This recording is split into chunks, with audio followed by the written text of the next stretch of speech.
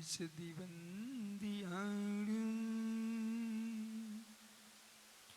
തിരുളി ഹിരിമധുർവിശദിവ കാണും അന്താതീതി ഗുണാനും ബ്രഹ്മോജിനാടും ചിദീ ഭവാനും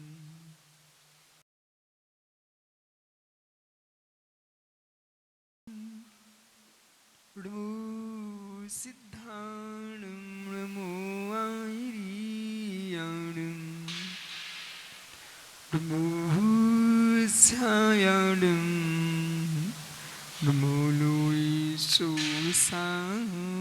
ൂടും अनंतानंद परम सिद्ध भगवानी की एक जड़वान शांतिनाथ स्वामी की एक जड़वान महावीर स्वामी की परम पूज आचार्य भगवान पूज्यपाल स्वामी की परम पूज आचार्य विराग सागर जी मुनि महाराज की इस समय विश्व धर्म की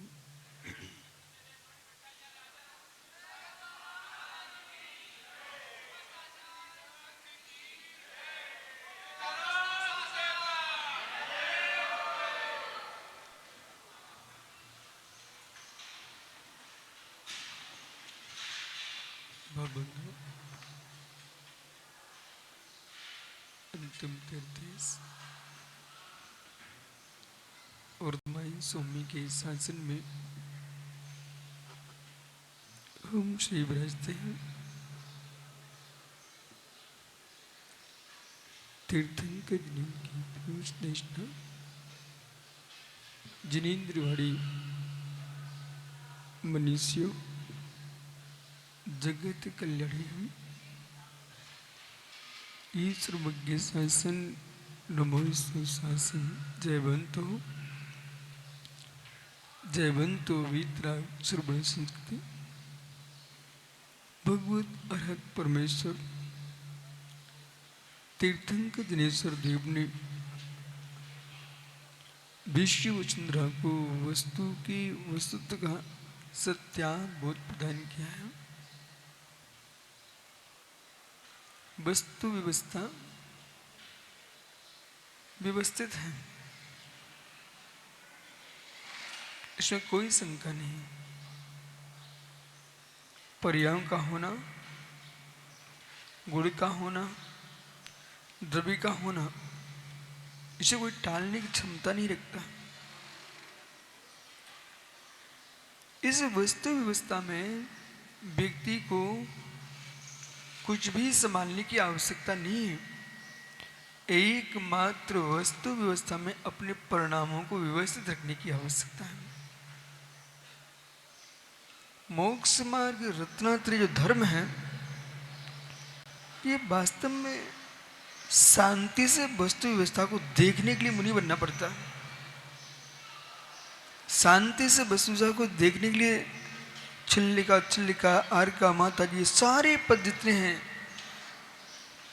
जिससे कि व्यवस्था में व्यवस्थित न होना पड़े,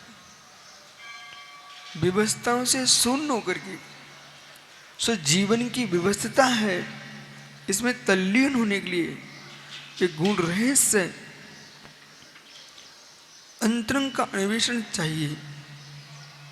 यदि कोई व्यक्ति, कोई छात्र डॉक्टर बनना चाहता है, उसे सारी विद्याओं से उपेक्षा भाव लाना पड़ेगा। उपेक्षा भाव नहीं लाएगा वो डॉक्टर्स नहीं कर सकता। वो चाहे मैं ये भी बन लूँ, ये भी बन लूँ, ये भी बन लूँ, कुछ नहीं बन पाओगे। अनेक विद्याओं से उपेक्षा लाना पड़ेगी, तो उसको मात्र वही पुस्तकें खरीदना पड़ेंगी जो उसको डॉक्टर बनाने वाली है। इसी प्रकार से संसार में अनंत कार्य हैं, अनंत परिणाम हैं जीव के। उस सारे परिणामों के अनुसार जीना चाहेगा तो कभी वह जीव निज तत्व का अन्वेषण नहीं कर सकता। संपूर्ण तत्वों के ज्ञान से विराम लेना पड़ेगा। तत्वों को इसलिए मात्र जान लीजिए, मैं इस तत्व से ही भिन्न हूं, मैं जीव तत्व से भिन्न हूं, पर जीव से, मैं पुद्गल से भिन्न हूं, धर्म अधर्म आकाश काल से भिन्न हूं। जब तक परजीव से भिन्नत्व का अन्वेषण नहीं करेगा जीव, तब तक निजात तत्व में प्रवेश नहीं कर सकता। कितनी बड़ी बात जैन दर्शन ने कही, मैं पर जीव से भी भिन्न जीव हूं। पुनः सुनिए ध्यान से, मैं पर जीव से भिन्न जीव हूं। पुनः सुनिए ध्यान से, मैं पर जीव से भिन्न जीव हूं। ये शब्द क्या कह रहा है? मैं पर जीव से, मैं अपने पिता से भिन्न हूं, मां से भिन्न हूं, पुत्र से भिन्न हूं, पति से भिन्न, हे मित्र, बहन से भिन्न, भाई से भिन्न, सबसे भिन्न, यहां तक कि गुरु से भी भिन्न हूं और प्रभु से भी भिन्न हूं, भगवान से मैं भिन्न हूं। यदि आपने भगवान से अपने आप को अभिन्न देख लिया, तुम्हारे स्वरूप अस्तित्व का विनाश हो जाएगा। जिस जीव ने निज आत्मा को भगवान स्वरूप समझ लिया, मैं भगवान स्वरूप हूं, वो हमारी दृष्टि क्या है? भगवत स्वरूपोहम। भगवत स्वरूपोहम का तात्पर्य है, जैसा भगवान अरहंत सिद्ध परमात्मा का स्वरूप है, वैसे में निज आत्मा का स्वरूप है। न कि मैं वही आत्मा हूं, न कि मैं वही परमात्मा हूं, मैं वही आत्मा नहीं, वही परमात्मा नहीं, मैं स्वतंत्र आत्मा हूं। स्वरूप अस्तित्व कह रहा है।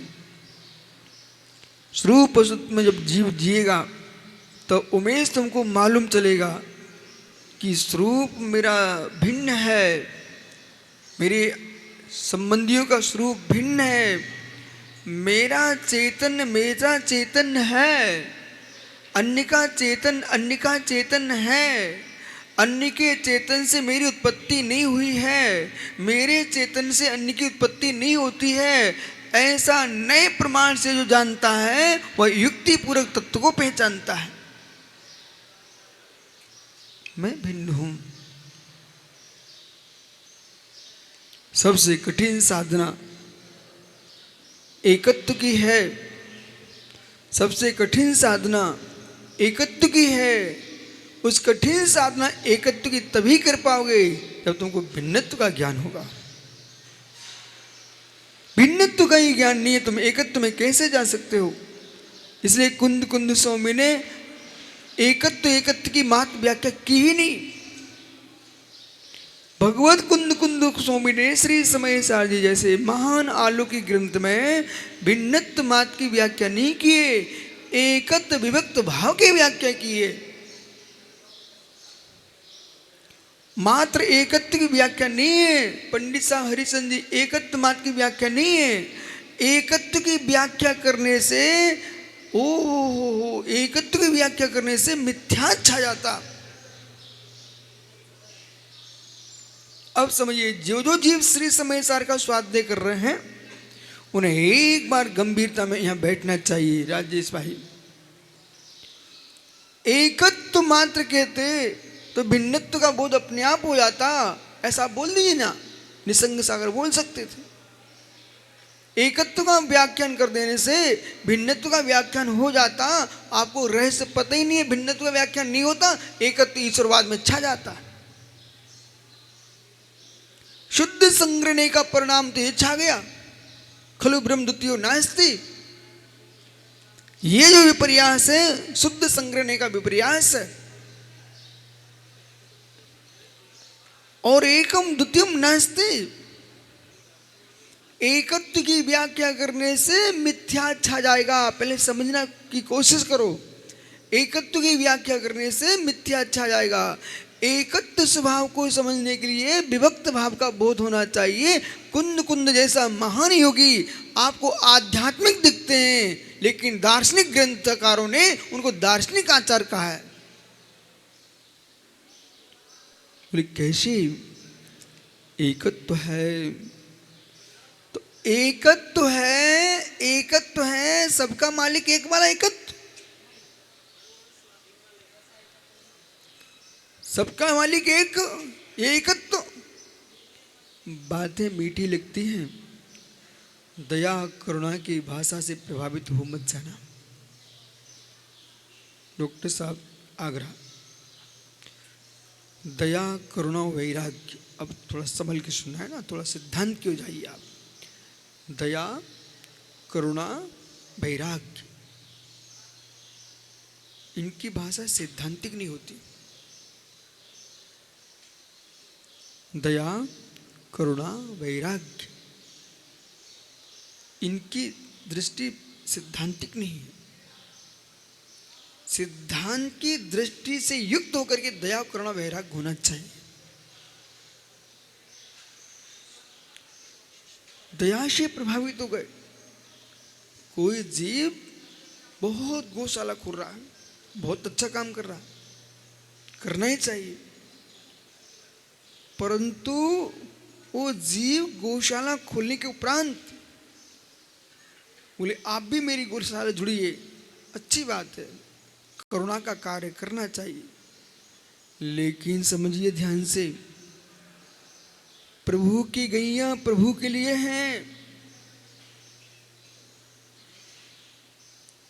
प्रभु की गैया प्रभु के लिए है, ये प्रभु की इच्छा से हमने गौशाला खोली है। तुम्हारी करुणा की भाषा में फंस गया मिथ्यात्व में,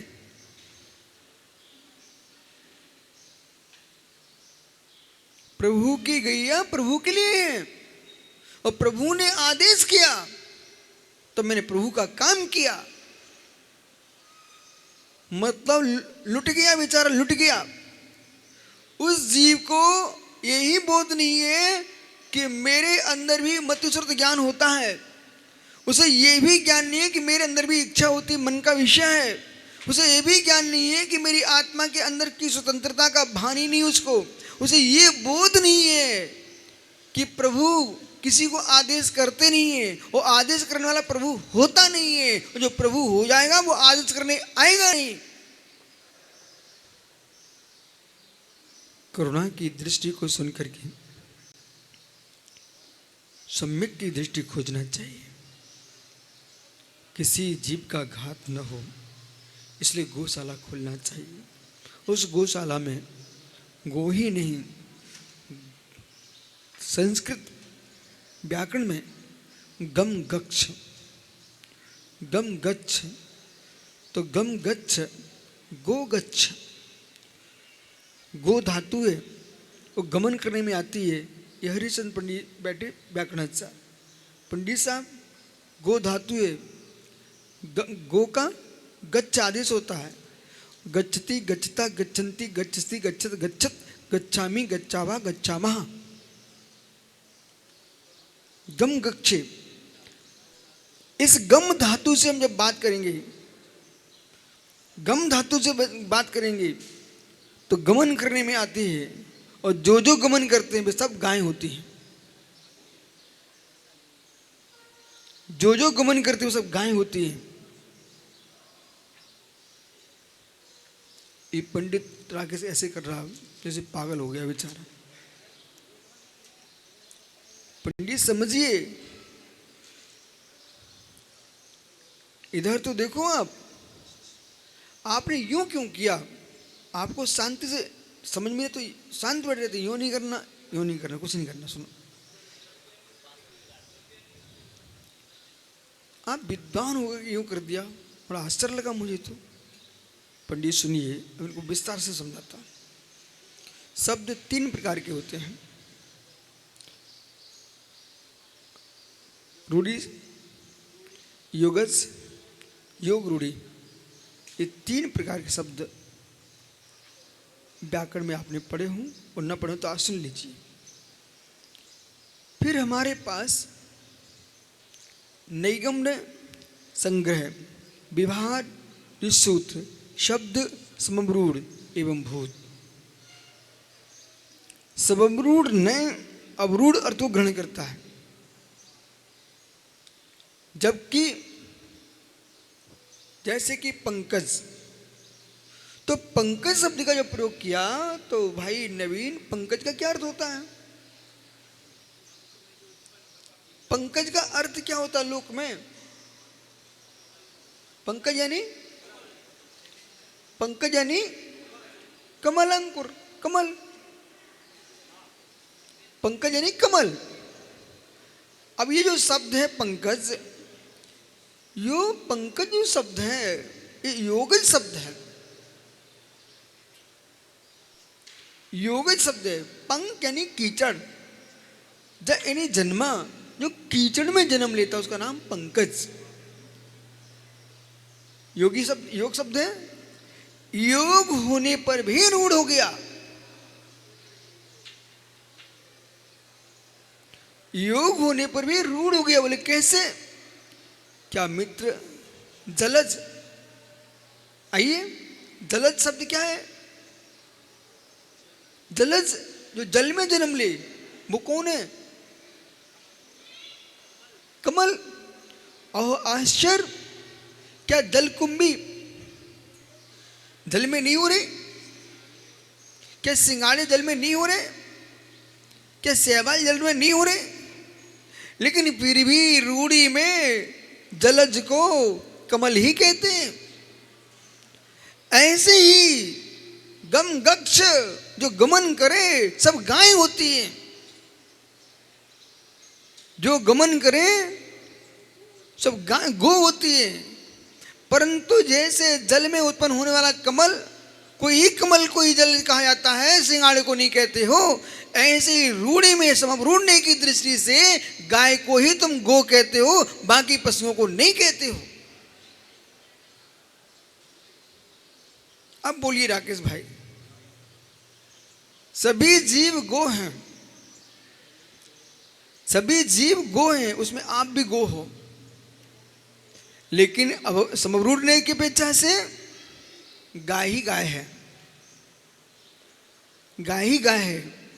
पर आप जैसे विद्वान खड़ा कर दिया जाए और जहां लिखा था गौशाला, एक बूढ़ी भैंस आ गई तो भाई पदम पंडित पहुंचे, बोले पंडित साहब इस जीव की रक्षा करो, इसको आप रख लीजिए। बोले भाई मैं तो गांव को रखता हूँ, गांव को, गांव को रखता, गांव को, मैं भैंस को नहीं रखता। मित्र तब तुमको हमसे मिलना चाहिए था, उसको मैं हिंदी में समझाता। गो का अर्थ समझिए, प्रत्येक जीव गो है, इसकी रक्षा कीजिए आप। मैं रूढ़ी में आकर के समरूढ़ने से रक्षा मत कीजिए, समरूढ़ने से रक्षा मत कीजिए, भाव निक्षेप से रक्षा कीजिए। नए का मतलब नए को रटते रहना नहीं है। नए का तात्पर्य है नयों को लगा करके प्राणी मात्र का न्याय करना, न कि न्याय करना, न कि न्याय करना, न्याय नहीं झगड़ा। तो जब से राकेश पंडित जैसे लोगों के हाथ में न्याय पहुंच गया, निश्चय व्यवहार से लोग न्याय करने लग गए। जबकि निश्चय व्यवहार न्याय के लिए नहीं है, आत्मा के नय के लिए है। ओहो, वस्तु स्वरूप एवं भूत ने समरूढ़ ने अब रूढ़ अर्थ को ग्रहण करता है, उसका नाम समरूढ़ ने है। अब बोलिए महात्मा निसंसारी विषय क्या है? अब बोलिए विषय क्या है? ऐसे आदमी का चेहरा देख के व्याख्यान करना चाहिए जो वस्तु तत्व का विस्तार कराने के लिए प्रसन्न दिखता हो। यूं मुंडी करे, उसका चेहरा ही नहीं देखने का। अब पंडित यहां पुनः आइए आप। सबका मालिक एक है मित्र, सबका मालिक एक हो गया तो सब भ्रष्ट हो गए, सब भ्रष्ट हो गए। मैं ये कह रहा हूं, कोई का स्लोगन सुन करके, सुक्ति सुन करके उसे सिद्धांत में नहीं डाल देना चाहिए। सिद्धांत का ज्ञानी होगा वो सबका मालिक एक कभी नहीं कह पाएगा। ये त्रैकालिक सिद्धांत नहीं है कि सबका मालिक एक, और सबका मालिक एक कैसे हो सकता है? जो कह रहा है उसे भी पता है कि तुझे ही सब कोई मानने वाले नहीं है, तू सबका मालिक कैसे हो गया? और जिनकी ओर तुम इंगित कर रहे हो कि सबका मालिक एक, उसका नाम बोलिए, तो तुम किसी ना किसी देव का, अपने इष्ट का नाम बोलोगे, तुम्हारे इष्ट को सब कोई मानने वाले है ही नहीं। मैं तो कभी नहीं कहता हूं कि ऋषभ देव सबके मालिक एक हैं, कि महावीर सबसे मालिक एक हैं। मुझे मालूम है विभिन्न संप्रदाय, विभिन्न पंथ विश्व में है, वे किसी दूसरे को मानने वाले नहीं है, तो सबका मालिक कैसे हो सकते हैं आप? लोग कोशिशें कर सकते हैं कहलवाने की। मेरे पास भी नवीन हजारों लोग आते हैं, अभी तक आते रहते हैं। वे एक कोशिश में रहते हैं कि विशुद्ध सागर जी हमारे अनुसार चलें, हमारे अनुसार जिए, और जैसा हम कहते हैं ऐसा कहना प्रारंभ कर दें। मेरे मित्र, कभी संभव ही नहीं है। क्यों संभव? जिसको शरीर के राग हो, जिसको किसी परंपरा से राग हो, जिसको पंथों से राग हो, जिसको संतों से राग हो, जिसको भगवंतों से राग हो, वो तुम्हारी बात मानेगा। मुझे अपनी आत्मा से राग नहीं है, मैं किसकी आत्मा हूं? आत्मा से राग नहीं है, मुझे विश्वास मानिए। बोले क्यों? राग आत्मा का विभाव है, वो विभाव से राग करके विभाव में ही जाओगे, स्वभाव में जा नहीं सकते। जो स्वभाव वो त्रिकल शुद्धात्मा है, उस शुद्धात्मा से भी मुझे राग नहीं है। जो जो सम्यक दृष्टि जीव होंगे वे न सिद्धों से राग करेंगे, न अरहंतों से राग करेंगे। अब सुनिए ध्यान से, न अरहंतों से राग करेंगे, न सिद्धों से राग करेंगे, न आचार से राग करेंगे, न उपाध्याय से करेंगे, न साधु से करेंगे। किसी से राग तो कर ही नहीं सकते। भक्ति करना चाहिए। पंच परमेष्टि की भक्ति करोगे तो भगवान को बनोगे। और पदम पंडित जी ने अपने चैत्यालय से राग कर लिया तो वही सांप बन के घूमेगा। पंडित जी, इनकी बातों में नहीं आना, अभी शुद्ध तत्व को समझिए। जितने सांप गोहरे मंदिरों में घूम रहे ना, तो एक कमलांकुर जैसे पंडित कहते कि समसगढ़ में, भोजपुर में देवता आ गया, सांप आ गया, सांप आया, देवता आ गया। लाइन लगी अज्ञानियों की, लाइन लगी, बोले देवता आ गए। अरे काहे का देवता आ गया मित्र? वो बेचारा त्रियंच गति का जीव भटक रहा है, वो राग के बस मर गया था, वहीं घूम रहा है। देव आकर के चूहे को पकड़ेगा, देव आके चूहे को पकड़ेगा। देव आकर के किसी मित्र, मैंने देखा उसके मुख में चूहे को पकड़े हुए। एक सांप को मैंने देखा कि मित्र उसने सीधा मेढक को पकड़ लिया, उसने मालूम उड़ती चिड़िया को पकड़ लिया, चूहे के बच्चों को निगल गया। मित्र देव है, जिसके कंठ से अमृत झरता है वो देव चूहा नहीं निकलेगा। ये देश की अज्ञानता मिटना चाहिए। और उन विद्वानों से, उन साधु संतों से कहना है, ये सांपों के साथ फोटो खिंचा कर इतने महिमा मंडित मत कीजिए। हमारे पारसनाथ का जो सांप है वो चिन्ह है, जो फल है वो धरणेन्द्र का है, न कि कोई त्रिंच गति के सांप का है। शुद्ध तत्व को समझने की कोशिश कीजिए। हो एकत्व विभक्त, एकत्व विभक्त। जिस जीव को निज आत्मा में राग है, जिस जीव को आत्मा में राग है, निज की आत्मा में राग है, वो भगवान कभी नहीं बन पाएगा। जिस जीव को निज की आत्मा में राग है, विश्वाक सागर जी मित्र, भगवान नहीं बन पाएगा। जिसको भगवान से राग है वो ही भगवान नहीं बन पाएगा।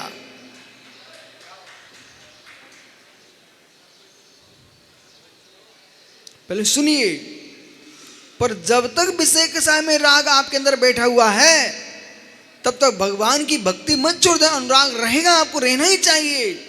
पूज्य से गुणानुरागो भक्ति, पूज्य के गुण में अनुराग करना भक्ति। ये अनुराग का ही प्रभाव है कि सोनागिर में गर्मी के मौसम में बादल छाए हुए हैं, ये मित्र जिन भक्ति का प्रभाव है।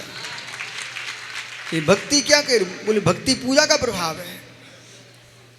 हाँ, ये भक्ति पूजा का प्रभाव है। जिनेंद्र की भक्ति और जिनेंद्र की पूजा का प्रभाव है।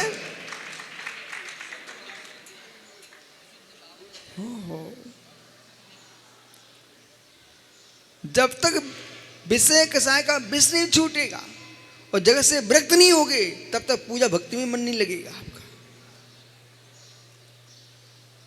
विराग में प्रणाम करो, अविद्या का नाश करो, सन्मति को प्राप्त करो, विशुद्धि बनेगी, तब चारित्र सुंदर पलेगा, तब तुम भगवान बनोगे। सुमति लाइए, विमल हो जाइए।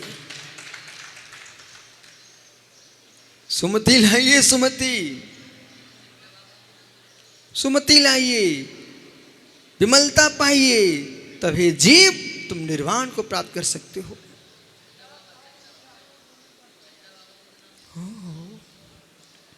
और जब तक जीव का चारित्र का चांद नहीं चमकेगा, तब तक में मित्र निर्वाण मार्ग ही नहीं खुलेगा। एकत्व, एकत्व, एकत्व मुझे स्वीकार नहीं मात्र। और रहस्य यह है, आगमों की पंक्तियों को रट के बोलना ये सिद्धांत का निर्णय नहीं है। हर व्यक्ति आगम की गाथा लेकर के अपने पंथ की पुष्टि कर लेगा, क्योंकि आगम तो बोलता नहीं है, आगम में लिखा रखा हुआ है। अब तुम कहाँ क्या लगा रहे हो? पंडित जी, पदम जी, आप वैद्य हो ना? हे मित्र, ये माताओं की मसालेदानी में बहुत कुछ रहता है, भोजन में स्वाद आता है, साग सुंदर बनती, बघार डालना जानते हैं। लेकिन आपको मालूम, जिसको मालूम है वही वस्तु उतनी सीमा में डालेगा तो बघार बनेगा और स्वास्थ्य ठीक होगा। और अन्यथा डॉक्टर साहब उस जीव ने उसी द्रव्य के अंदर के सामान इधर से उधर कर दिए तो मित्र वही मसाला जहर बन जाएगा। अलग से नहीं बनाना आपको। जो फल हैं, जिनको फल सेवन का बोध नहीं है और ऊट पटांग फल खाते रहते हैं, सड़े गले जो भी हो, हमको सारे फल देगा, सभी खा डाले। मेरे मित्र, आजकल फलों का भी जहर बनता है और शरीर एकदम सूख जाता है, मल काला हो जाता, हरा पीला नीला, क्योंकि तुमको फूड पॉइजन हो गया है।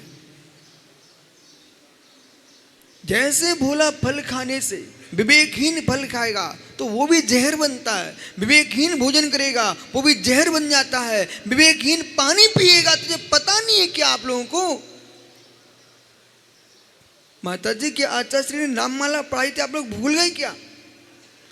बावारी के पात्रम पत्रम जलम तोयम जीवन मपिसम। पानी के नामों में बेटा एक नाम विष है। श्लोक, पानी के नामों में एक नाम पानी का विष है,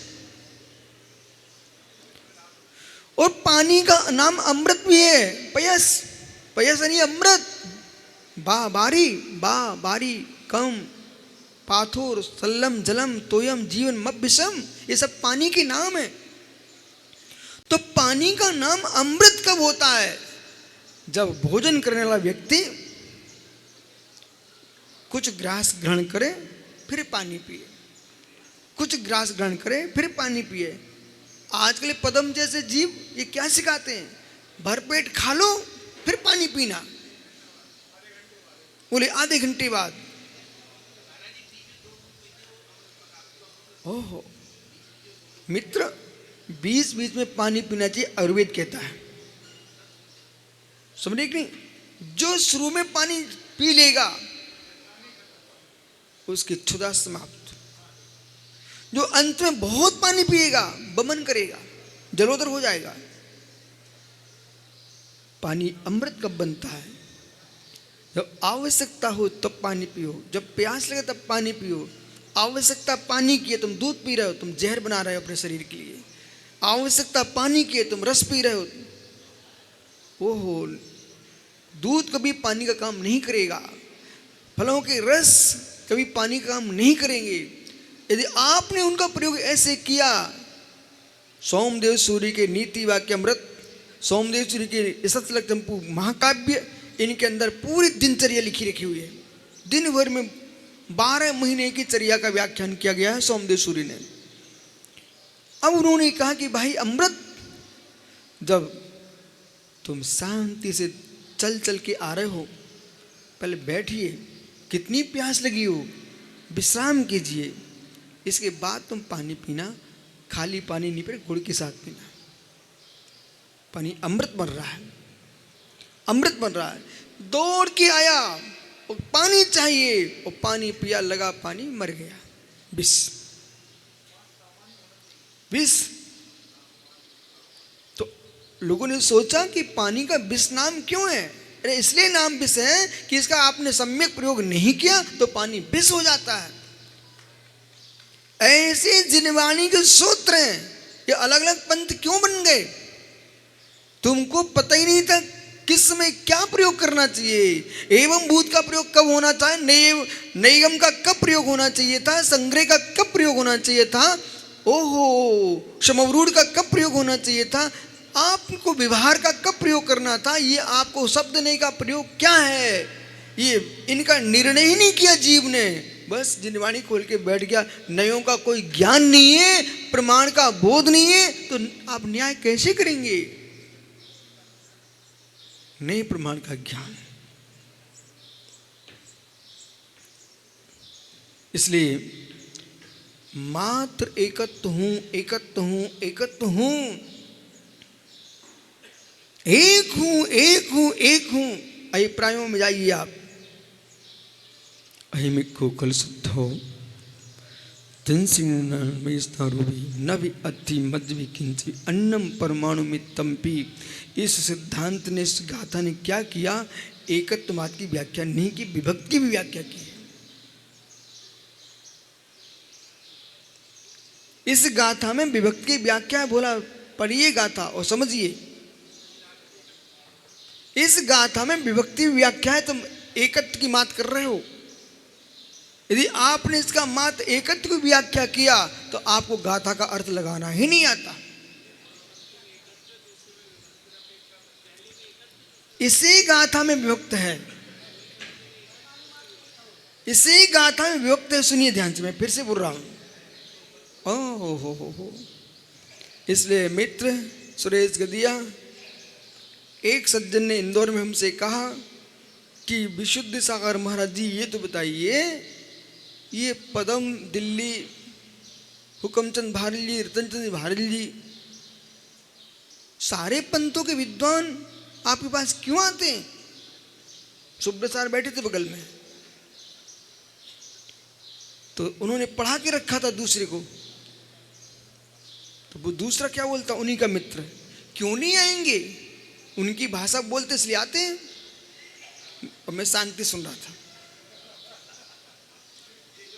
एक ने क्या बोला, ये सब लोग क्यों आते हैं, तो दूसरा कहता उनकी भाषा बोलते इसलिए आते हैं। मैं शांति सुनता रहा। मैंने कि सुनो, इनकी क्या, इनकी अंदर की भड़ास निकल जाने दो। जब भी कहने थे थक गए, मैंने कुछ बोले ही नहीं। जब भी मौन ले लिए तब मैंने कहा, ज्ञानी समझिए, जिस दिन तुमको तत्व का ज्ञान हो जाएगा उस दिन तुम मेरी भाषा बोलोगे। अभी तुमने तत्व का ज्ञान ही नहीं किया, क्योंकि तुम रूढ़ियों में जी रहे हो, मात्र राग में जी रहे हो। जब परमात्मा का राग भगवान नहीं बना सकता तो पंथों के राग तुम भगवान कैसे बना सकते हैं? प्रगत तत्व है, मैं सुगत तत्व में तल्लीनता की बात कर रहा हूं। अब निहारिए आप, एक स्थान पर सुब्रत साहब मुझे प्रवचन के लिए कहा गया और बड़े प्रसन्न होकर कहा गया, बोले आज तो छोटे महाराज की प्रवचन होना है। सारा समुदाय, बोले गुरुजी से उन्होंने बोला, बोले गुरुजी विश्व सारे प्रवचन करा दो। जो परगत तत्व के हमने प्रवचन किए, सुगत तत्व के प्रवचन किए, सबके सब एकदम शांत हो गए। बोले भैया इनके प्रवचन नहीं कराना। बोले क्यों? ये सब भक्ति का ही नाश कर देंगे। मैंने कहा भाई समझ, जिस दिन तुम्हारे प्रवचन सुन लोगे उस दिन तुम सच्चे भक्त बन जाओगे। अभी तुम सच्चे भक्त नहीं हो, तुम रागियों के रागी हो। सच्चा भक्त जो होता है वो पंच परमेश्वरी का भक्त होगा, एक मुनि का भक्त नहीं होता है। सच्चा भक्त होता है वो अरहंतों का भक्त होता है, एक महावीर स्वामी का मात्र भक्त नहीं होता है। सच्चा भक्त होता है संपूर्ण उपाध्यायों का भक्त होता है, एक कोई व्यक्तिगत उपाध्याय का भक्त नहीं होता है। सच्चा भक्त होता है संपूर्ण मुनियों का भक्त होता है, कोई एक मुनि का भक्त नहीं होता है। तुम पहले समझिए तत्व को। तुम तो रागियों के भक्त हो, हम आपको पंच परमेश्वरी का भक्त बना रहा।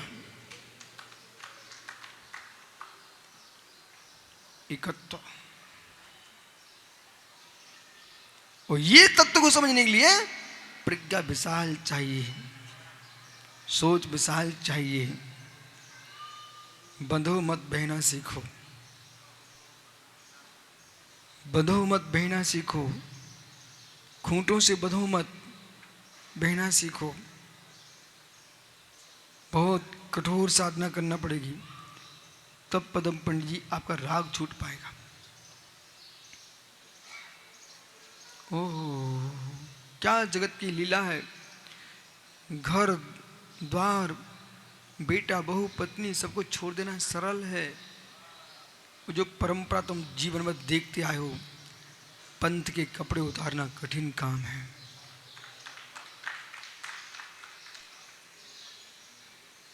उसमें ही तुम्हें धर्म दिखेगा। जबकि पंच परमेश्वरी की आराधना अशुभ उपयोग से बचने के लिए है, न कि पंच परमेश्वरी की आराधना युद्ध करना चाहिए।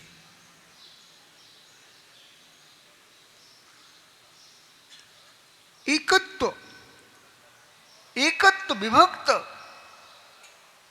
मैं एक हूं, मैं एक हूं, मैं एक हूं, मैं एक हूं, कि मैं एक का हूं।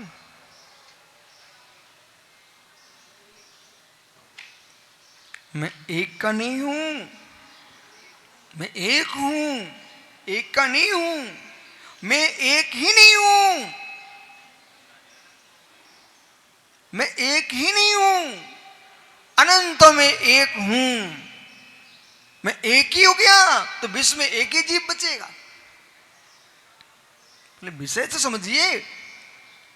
मैं एक हूं, मैं एक हूं। कलेक्टर साहब सुन रहे क्या? मैं एक हूं।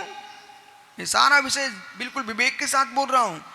जो तत्व के भ्रम है, तत्व के नाम पर तुम मुस्कुरा रहे थे कि मैं तो ज्ञानी बन चुका हूं, अब देख लियो तुम्हारा ज्ञानी कैसे दिख रहे हो।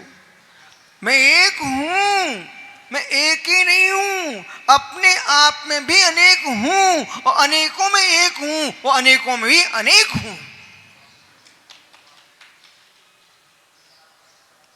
मैं एक कैसे हूं? यदि मैं एक हो गया तो मेरा अस्तित्व ही नहीं बचेगा। अस्तित्वम वस्तत्वम प्रमेयत्वम अग्रगतम प्रदेशत्वम चेतनत्वम अचेतनत्वम मूर्तत्वम मूर्तम द्रव्यान सामान गुणा। मैं गुणों की अपेक्षा से अनेक हूं, पर्यायों की अपेक्षा से अनेक हूं, अंग अंगी की दृष्टि से अनेक हूं, अंगों की अपेक्षा से अनेक हूं, अंगी की अपेक्षा से एक हूं, गुण अपेक्षा अनेक हूं, गुड़ी अपेक्षा एक हूं, गुण अपेक्षा अनेक हूं, गुड़ी अपेक्षा एक हूं। मैं कितने हूं? अहिमिक्को खल शुद्धो, अहिमिक्को खल शुद्धो, दंस नाय मयस्ता रूबी, नवी अति मध्यवी किंचवी, अन्नम परमाणु मित्तम पी। ये गाथा आपको विभक्ति की ओर ले जा रही है। अहिमिक्को, मैं एक अवश्य हूं, मैं पर से भिन्न एक हूं, पर विश्व में ही एक हूं ऐसा नहीं है। बराबर बराबर हो। फिर अन्नम अन्नम अन्नम परमाणु मित्तम पी, अन्य परमाणु मात्र भी है, वो हमसे भिन्न है इसलिए विभक्त है। कितने बार ये गाथा पढ़ी आप लोगों ने? अब तो थोड़ा लोग कम बोलने लगे। पहले हर गांव में गाथा गूंजती थी, अहिमिक को खल शुद्धो। जब अहिमिक को खल शुद्धो बोलो ना, तो पहले इस गाथा को समझने की कोशिश कीजिए। तुम शुद्ध नहीं हो, गाथा कह रही है। ये गाथा कह रही तुम शुद्ध नहीं हो, खल शुद्ध हो। मतलब निश्चय से शुद्ध हो, व्यवहार से शुद्ध नहीं हो। खलु यानी निश्चय। श्री समय सार जी की एक एक गाथा को आप अनुभव करके पुनः समझिए। और मैं तो लोगों से ये कहता हूं तुम प्रणाम करो ना करो मुझे कोई प्रयोजन नहीं है, लेकिन तुम प्रणम्य बन जाओ, समय सार को सम्यक समझ लो।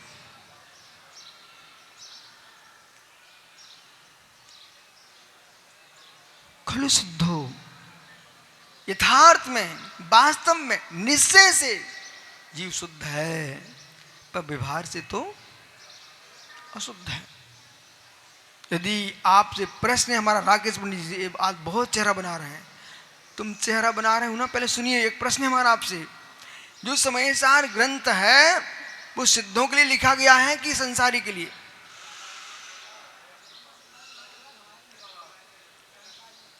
जो समय सार ग्रंथ है वो मुक्त के लिए है कि अमुक्त के लिए है?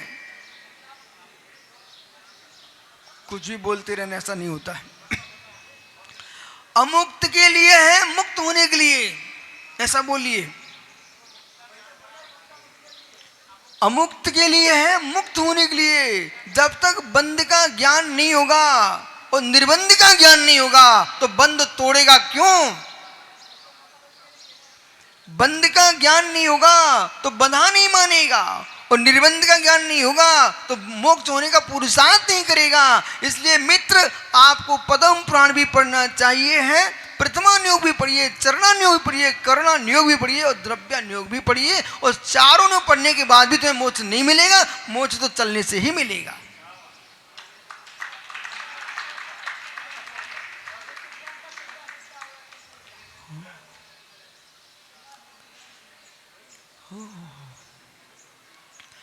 भेद विज्ञान को चारहीन मानना ये अज्ञानी चारहीनों की भाषा है। भेद विज्ञान को चारित्रहीन मानना ये अज्ञानी चारित्र के दुश्मनों की भाषा है। भेद विज्ञान चारित्रहीन नहीं होता है। भेद विज्ञान कहता है असंयम से भेद विज्ञान, कसाय से भेद विज्ञान, अवृत्ति से भेद विज्ञान, प्रमाण से भेद विज्ञान, योग से भेद विज्ञान। अब इतना भेद विज्ञान करेगा तब जीव भगवान बनता है।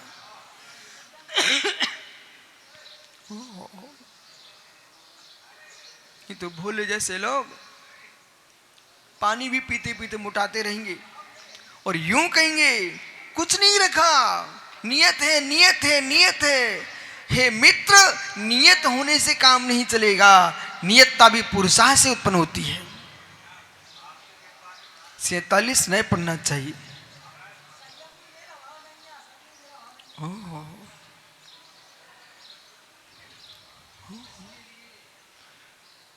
अहिमिको, मैं एक हूं,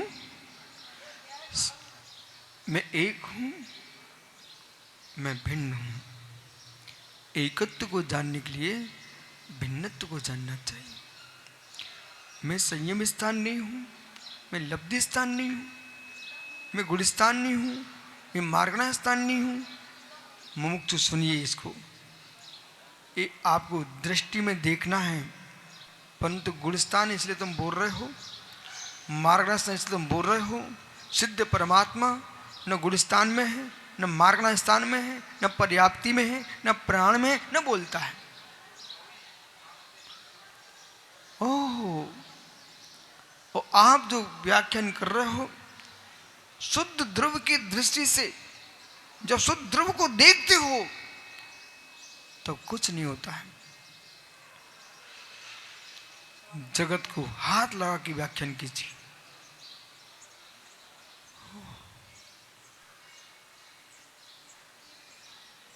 कैसा परमात्मा? मैं परमात्मा की व्याख्या करता हूं। कैसा परमात्मा? यदि परमात्मा की व्याख्या नहीं की गई ना, ये संकित जैसे जीव संसार में भटक रहे हैं, ये अपने आप को परमात्मा कहकर लोगों को छलना प्रारंभ कर देंगे। राकेश पंडित जैसे लोग, जो परमात्मा मित्र, जो परमात्मा गेहूं के दाने में पकवान है, गेहूं के दाने में रोटियां हैं, पूरी है, सारे सामग्रियां हैं, लेकिन गेहूं का डाटा न रोटी है, न पूरी है, न पकवान है। संसारी आत्मा में अनंत अवस्था है, और वह सिद्ध आर्य, वह जाया साहु पंच परमेष्टि। और वह सिद्ध आर्य, वह जाया साहु पंच परमेष्टि। मुमुक्षु जरा तटस्थ हो जाओ। अरहंत, सिद्ध, आचार्य, उपाध्याय, साधु, पंच परमेष्टि। क्या मेरी आत्मा बनने की क्षमता नहीं है? क्षमता को जब देखता हूं तो मैं अरहंत भी दिखता हूं, मैं सिद्ध भी दिखता हूं, आचार्य भी दिखता हूं, उपाध्याय भी दिखता हूं, साधु भी दिखता हूं। लेकिन मित्र, क्षमता गेहूं में सब कुछ है, पर सामने तो गेहूं ही दिखता है। ऐसी परमेष्टि आपकी क्षमता में अवश्य है, पर राकेश पंडित सामने तो राकेश पंडित ही दिखता है, राकेश पंडित ही दिखता है। ऐसे ज्ञानियों, जब राकेश पंडित अपने आप को ग्रस्त और रागी नहीं स्वीकारेगा, तो पंच परमेष्टि बनने का पुरुषार्थ नहीं करेगा, पुरुषार्थ नहीं करेगा। मात्र मुख से यूं कहता रहेगा। जंगल में शिकारी आते हैं, दाने का लोभ दिखाते हैं, अहो तो तुम उसमें फंसना नहीं। और शिकारी जंगल में आया, दाने का लोभ दिखाया, तोता उसमें गया और जंगल में फंस गया पिंजरे में, और फिर तोते को टांग दिया पिंजरा। और लेकिन महात्मा जी निकले वहां से, पाठ चल रहा था। बोले क्या, जंगल में शिकारी आता है, दाने का लोभ दिखाता है, तुम जाल में फंसना नहीं। वो फंसे कहां थे? उसी जाल में। ऐसे ज्ञानियों, आत्मा कर्म शून्य, आत्मा त्रिकालिक शुद्ध है, ये सारी व्याख्या स्वीकार है। लेकिन मित्र, ये आपको दृष्टि का बोध दिया जा रहा था, आप कर्मों से फंसे मत, ये पुरुषार्थ था तुम्हारा। अब परमात्मा का स्वरूप क्या है उसे समझिए, कहीं ऐसा ना हो जाए। ये अज्ञानी लोग संसार में बहुत हैं। जैसे एक सज्जन बोले, कमलांकुर, यही स्वर्ग है, यही नरक है। जैसे कमल अजमेरा, अब इसे घर में संपत्ति है, और इसने भोपाल में झुग्गी वाले देखे, बेचारे परेशान थे, तो अपने आप को देखकर क्या बोलता, मैं ही स्वर्ग हूं, यही नरक है। और इनके स्वर्ग का पता चल गया दूसरे दिन ही, देवी रूठ के बैठ गई। अब बेचारा मना रहा है, हे देवी, हे देवी, हे देवी, मान जा, हे दिख गया स्वर्ग, इसको बन गया नरक। तो मित्र, मनुष्य गति के सुखों को देख करके उसे स्वर्ग नहीं कह सकते हो, मनुष्य गति के दुखों को देख करके उसे नरक नहीं कह सकते हो। यदि आपने ऐसा कह दिया तो दो गतियों का अभाव हो जाएगा। हो इसलिए मनुष्य गति के दुख को मनुष्य गति के दुख बोलिए, मनुष्य गति के सुख को मनुष्य गति के सुख बोलिए, देवों के सुख को देवों का सुख बोलिए। नाके नाकु साम सौख्यम, नाके नाकु सामे, देवों का सुख देवों का ही सुख होता है। हो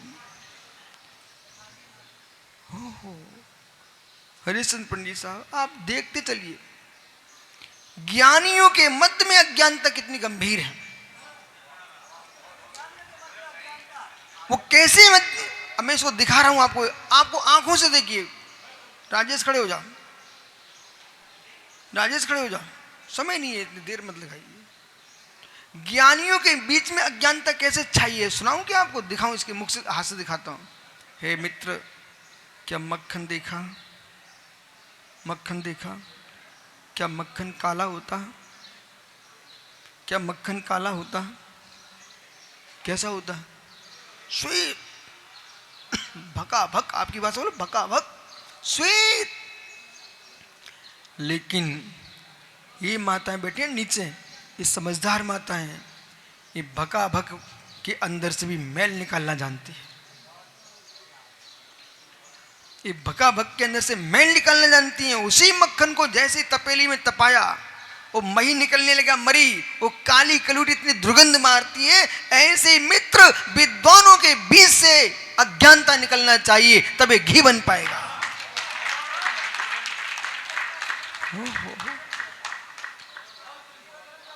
ये अज्ञानता निकलना चाहिए। इतनी देर से मैं यही कर रहा हूं कि लोग यूं समझते हैं कि मैंने सब समझ लिया है, अभी नहीं समझा है।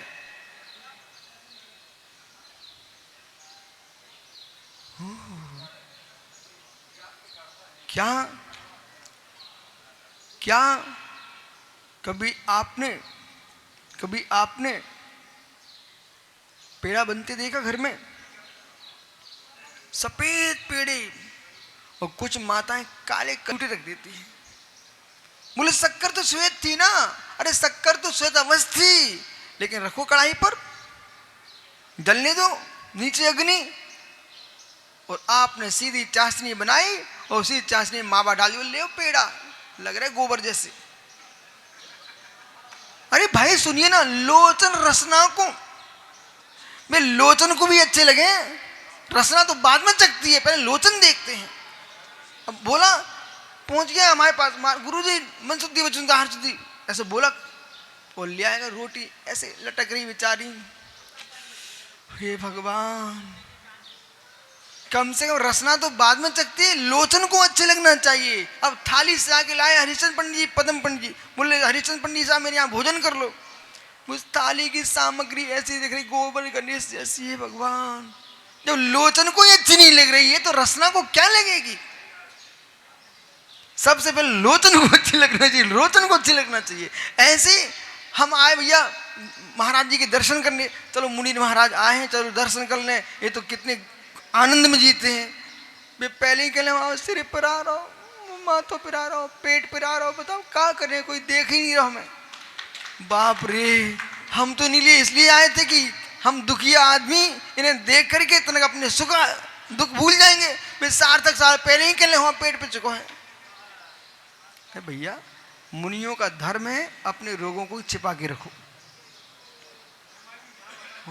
मां तो गुरु से बोलो, गुरु से तो बोलना पड़ेगा, वैद्य से बता दो, बाकी जनता को कुछ नहीं कहना।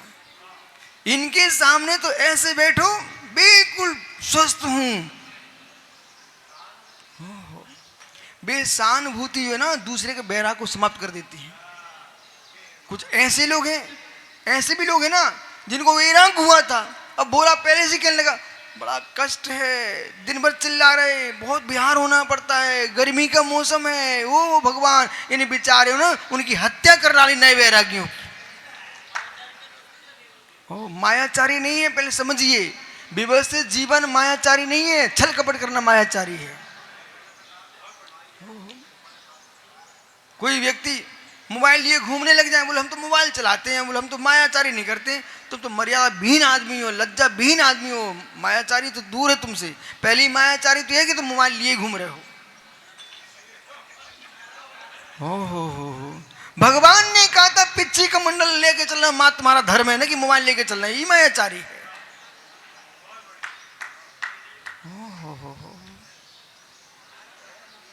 इसलिए भाई अपनी दुल्हाना ना हो तो मोड़ रहो। यशोधर आए क्या?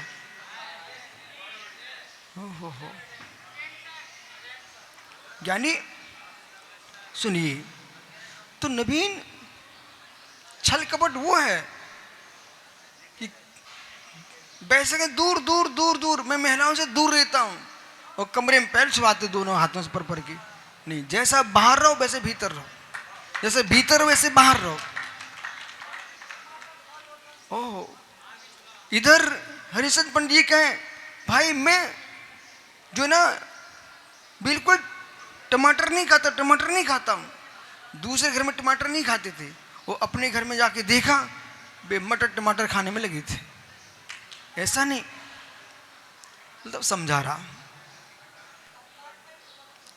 इसलिए पंडित जी ज्ञानी, पर इतने भी ढीले मत हो जाओ नवीन, इतने भी ढीले मत हो जाओ, ये तुम्हारे अंदर कोई कमी है। आप अपनी रचना की लोलुपता को सरलता में मत बदल दीजिए। कैसे?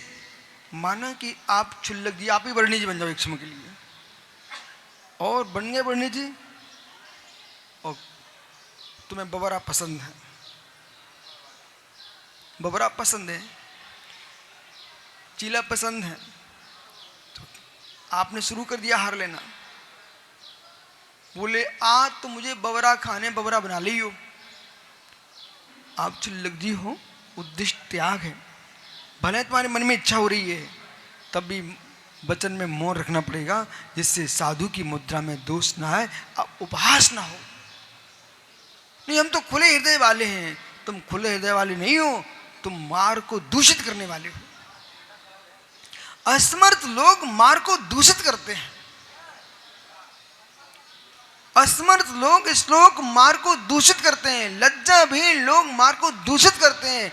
आपके अंदर कोई कमी भी है विमल भाई, तो उसको अपन को छुपा के रखना चाहिए, और छुपा करके रख करके आप स्वयं गुरु के पास प्रायश्चित कीजिए, लेकिन हल्ला मचा करके त्यागी मात के प्रति अश्रद्धा खड़ा मत कराइए।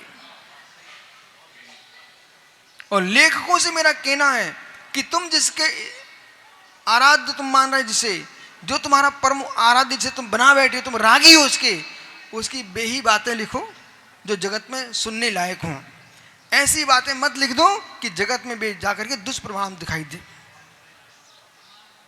एक सज्जन ने हमसे कहा कि विशुद्ध सागर जी तो भगवान के अवतार हैं, और जैसे उनने कहा भगवान के अवतार हैं, मैंने तुरंत ही, मेरे पास माइक आएगा, सबसे पहले मैंने उन्हीं को ठोका।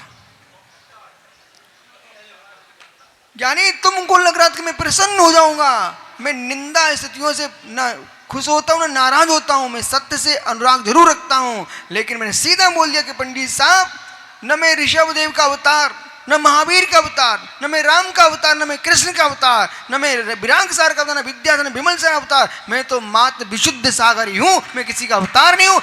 अहिमिक को मैं ही हूं। कोई जीव हमारी प्रशंसा में भी गलत बोल रहा हूं तो उसको ठीक कर देना चाहिए, अन्यथा ये तुम्हारी प्रशंसा दूसरे लिए मिथ्यात का कारण बन जाएगी। मौन नहीं रखना चाहिए। मृदुवती महाराज से पूछ लो, मौन का परिणाम उनको त्रियंच गति में जाना पड़ गया। स्वर्ग जाने के बाद भी हाथी बनना पड़ा। इसलिए झूठी प्रशंसा में फूलना नहीं कि जीवन में परमात्मा बनने की विधि, परमात्मा बनने की विधि बहुत गंभीर, यही बता रहा हूं। ये परमात्मा बनने की विधि ही बोल रहा हूं।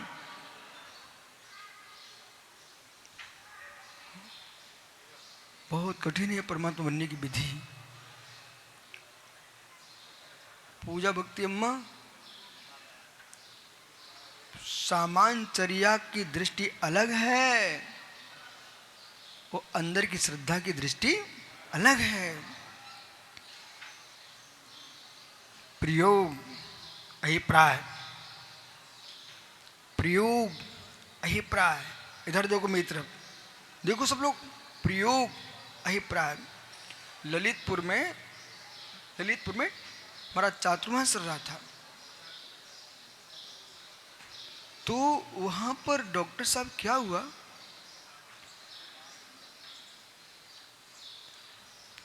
एक व्यक्ति यूं करता है, अब बकरी हो श्वान हो उनको यूं करो ना, कुर कुर आ तो बेचारे आ जाते हैं।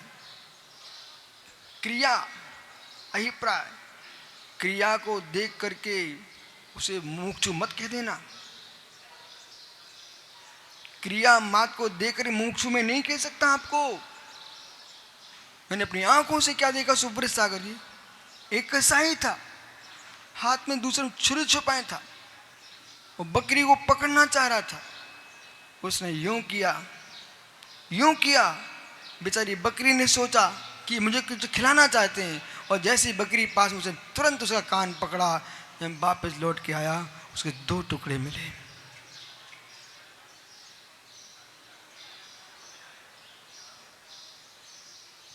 क्रिया अभिप्राय, अभिप्राय पवित्र है तो क्रिया कार्यकारी है, अभिप्राय पवित्र नहीं तो क्रिया कार्यकारी नहीं है। यस्मात् क्रिया प्रतिफलन भाव शून्य, यस्मात् क्रिया या प्रतिफलती भाव शून्य। जो क्रिया भाव से शून्य है वो मोक्षदायिनी कैसे हो सकती है? जितने मोक्ष मार्गी संसार में जीव हैं उन्हें सबको समझना चाहिए हमारे अभिप्राय में क्या चल रहा है। बंद अभिप्राय में होने वाला है।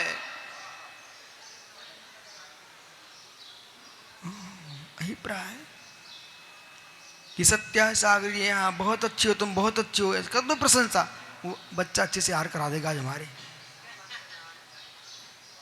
अभिप्राय क्या चल रहा है?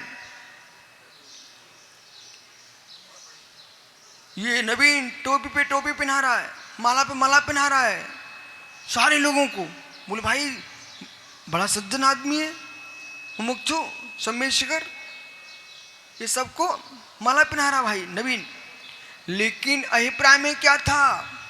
ये सारे मंदिरों से लोग हट जाएं, मात्र हमारे मंदिर में हमारे पंथ में चलें। अभिप्राय अभिप्राय हो। दृष्टांत में कोई का नाम आ सकता है, उसकी टेंशन नहीं लेना, लेकिन वस्तु स्वरूप समझिए। अभिप्राय इसलिए बार बार समझना चाहिए, क्रिया ही प्राय, क्रिया ही प्राय, क्रिया ही प्राय। ज्ञानियों, शक्कर की चाशनी के अंदर मल होता, मल, उसे हटाने के लिए अब सब बातें मैं बताऊंगा तो लोग आप क्या सोचोगे? बोले सब करके आए क्या? मैंने कुछ भी नहीं किया, सब देखा है। घर में एक दिन मिठाइयां बन रही थी दीपावली की, तो मैं दूर से, ये माता क्या बच्चा बच्चा दूर हो बेटा दूर हो, ये दूरी करती रहेंगी, पर मैंने दूर से ही देखा वो कटोरी में दूध रखे हुए थी, और जैसे ही चाशनी बनना प्रारंभ हुआ माँ ने क्या किया, दूध का छींटा चाशनी मार दिया, और जैसे चाशनी मारा दूध का छींटा, सारे शक्कर की चाशनी का मल ऐसे एक तरफ हो गया। सफेद चाशनी से भी मल निकलता है, ऐसे सफेद वस्त्रों के अंदर भी मल निकलता है। दूध के छींटे, अब व्यवहार की बात करूं, दूध के छींटे व्यवहार की बात करूं, ये प्राचार्य जी हरिश्चंद्र, ये प्राचार्य जी आहार देने पहुंचे और लिए हाथ में पेड़ा। मन शुद्धि, वचन शुद्धि, काय शुद्धि, आंचल शुद्ध। इस बेचारे को पता ही नहीं था कि जब चाशनी का मल उतारने की शक्ति दूध में होती है। अब ऐसे कर रहे थे, अपने हाथ देख लो, पूरा हाथ इनका सफेद गोरा, वो मल कहां गया?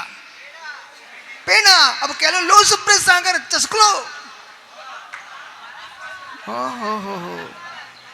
वो घंटे पहले पकड़ा दिए इस लोग ने, बोले भैया लो पकड़ लो, बोल दे दो, वो मसलने लगा है बेचारा। वो गुलाब जामुन को तो हलवा बना दिया उसने। ऐसे कुछ लोग तत्व को समझते ही नहीं है, वो गाथाओं को हलवा बनाते रहते हैं। समझना चाहिए। क्रिया अभिप्राय। अशोक भाई, क्रिया अभिप्राय। कोई अचानक कोई व्यक्ति बड़े प्रेम से बोलने लग जाए, भैया थोड़े संभल के खड़े हो ना। बोले कैसे? जैसे बुंदेलखंड की मतारियां, बहुत बैठे हैं यहाँ पर, अम्मा बनी है, बुंदेलखंड की मतारियां जैसे मूंग की दाल को ठंडे पानी में डालने लग जाए, दाल मुस्काए नहीं कि गर्मी में ठंडाई मिल गई, तुम चिंता में बटने वाली है, तुम पीसने वाली है। ऐसी अचानक कोई व्यक्ति आकर के तुम्हारी प्रशंसा करने लग जाए, फूल मत जाना, वो पीसने वाला है तुम्हें।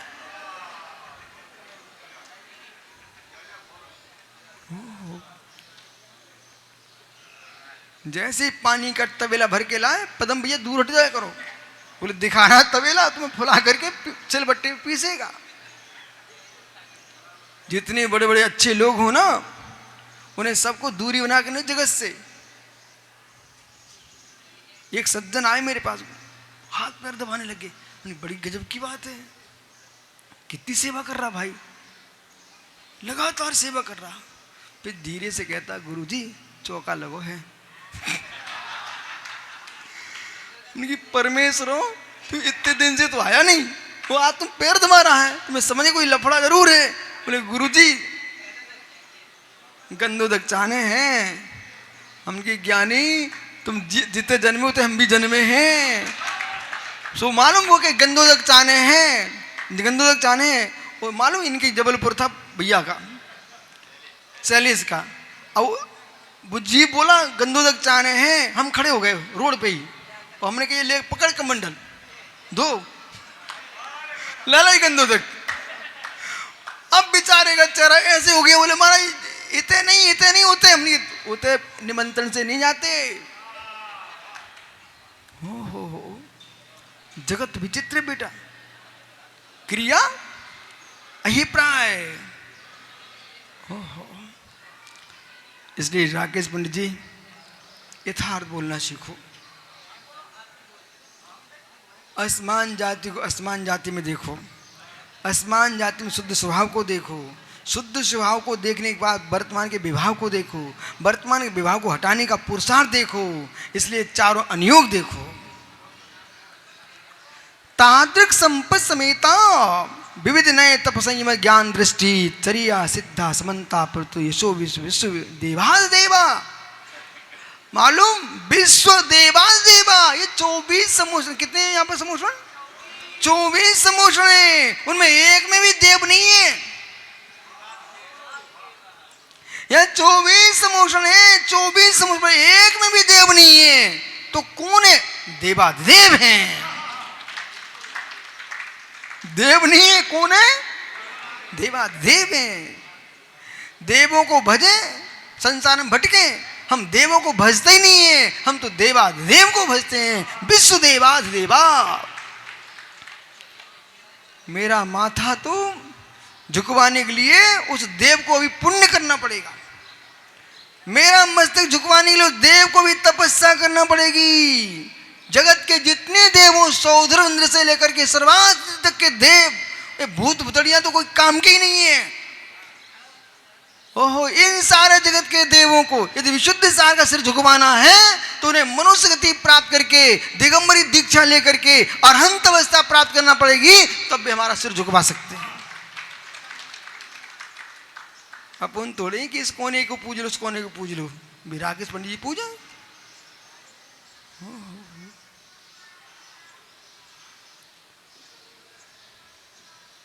सत्येंद्र, ये हर कोने में देवता खोजते रहते।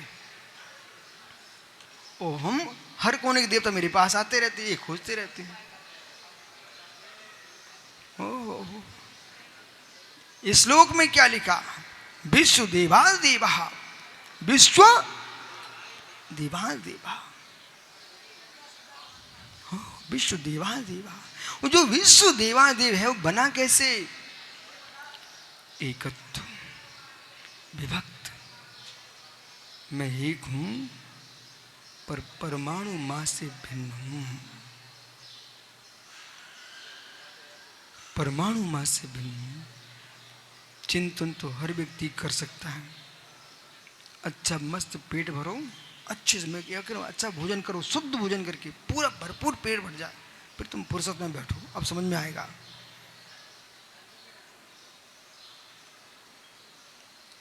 कि भूख के पेट में तो बुद्धि इधर उधर भटक जाएगी। तत्व का निर्णय करो अब समझ करके, निश्चिंत हो जाइए। अब विचार करो, जिससे पेट भरा है वो पेट में भरा है, जिससे पेट भरा वो पेट में भरा है, पर पेट भिन्न भरा भिन्न है। जिसने पेट में भरा है वो पेट से भिन्न है, पेट भिन्न है, भरने वाला भिन्न है। जिस क्षुधा वेदनी के वेदन से पेट में भरा गया है वो क्षुधा वेदनी भिन्न है, वो चैतन्य प्रभु भिन्न है। जाओ, आपका समय हो गया। कल फिर आओगे मित्र, पर्याय तो पुनः आपसे चर्चा करूंगा। और पदम भैया, जितने विश्व में त्यागी वृत्ति हैं, क्षुल्लक एलक से लेकर माता जी, आर का क्षुल्लका, मुनिराज, आचरपद साधु और आप जैसे सभी विद्वान, एक इंद्री, दो इंद्री, तीन इंद्री, चार इंद्री, पंच इंद्री, सारे जीवों के भीतर मैत्री भाव रखो। उनके हमारे मित्र बनने से, शत्रु बनने से मेरा कुछ नहीं हूं बनने बिगड़ने वाला, पर मेरे भीतर मैत्री भाव आ गया तो मेरा बनना ही बनना है। अभी माता जी प्रवचन करने अलीचा भक्ति, हो मतलब संक्लिष्टम दया, श्री धवला जी की पुस्तक नंबर 8 में तीर्थंकर प्रकृति के बंद की 16 भावनाओं की व्याख्या है। छठखंडागम धवला पुस्तक नंबर 8 में तीर्थंकर प्रकृति बंद की व्याख्या है। आचार्य पूज्यपाद स्वामी ने सर्वासिद्धि में व्याख्यान किया।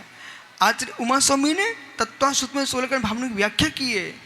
राजवार्तिक, श्लोक वार्तिक सभी ग्रंथों में व्याख्यान किया गया है। लेकिन मित्र, दर्शन विशुद्धि है तो शेष 15 हैं, और दर्शन विशुद्धि नहीं है तो एक भी नहीं है। और दर्शन विशुद्धि कब होगी? जब सारे जीवों प्रति तुम्हारी ममत्व दृष्टि एकत्वभूत हो। जैसे माँ अपने बेटे को देखती है, हे माँ, ऐसे जगत के प्राणी के प्रति तुम्हारी अनुराग बन जाए, तुम ही तीर्थंकर बनने वाले जीव बन जाओगे।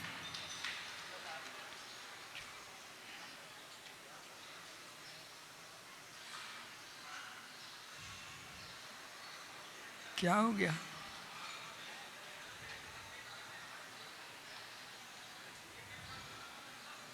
यही प्रवचन है, इसे ही सुनिए। अहिमिको मैं एक हूँ, खल शुद्ध हो, निश्चय से शुद्ध हूँ, दंसन नाण मई सदारूपी, दर्शन ज्ञान में सदा अरूपी हूँ। न भी अजय मत्वी किंचवी, परमाणु मितकंपी। इस शरीर का रोम खंड भी मेरा नहीं है। लेकिन पंडित साहब, बैग टांगे घूम रहे हुए तुम्हारा कैसे हो सकता है? इसलिए मित्र, व्यवहार को व्यवहार से बोलना सीखो, निश्चय को निश्चय से बोलना सीखो। लेकिन व्यवहार की क्रिया करते निश्चय का नाम लेकर के अपनी आत्मा को छलना मत सीखो। आत्मा शुभावम पुरिभाव भिन्नम, आत्मा शुभावम पुरिभाव भिन्नम।